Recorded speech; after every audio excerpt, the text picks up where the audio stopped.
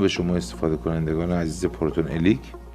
همکنون با همدیگه به آموزش های دکترینمون ادامه میدیم. قبلا 3 درس درباره فضاهای خالی با همدیگه گذروندیم. حالا به شکل فشرده میریم سراغ فلزات. داده بعدی رو باز میکنیم. اینجا هم بله این داده هم باز شد. بله اینجا هم باز وجود فضای خالی رو میبینیم و وجود اتاق مربعی رو میبینیم. در یک قسمت نزدیک به اتاق افزایش سیگنال مشاهده میشه. خب این افزایش سیگنال در مقیاسی که همراه دستگاه به شما داده شده و مشخص میشه.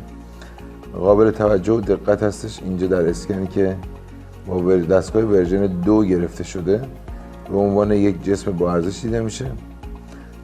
چون که مقیاس ورژن 2 عدد 2700 یکی از بالاترین ارزش گذاری هست و در اینجا جسم از جنس طلا و حاوی دیگر فلزات الکترون ده دیده میشه.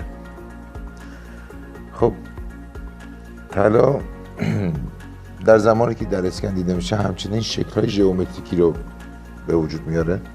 با توجه به شکل گرد و دایره‌ایش احتمالاً این جسم داخل یک جسم دایره‌ای و گرد مثل یک دیگ یا یک چیزی توی مایع قرار داره.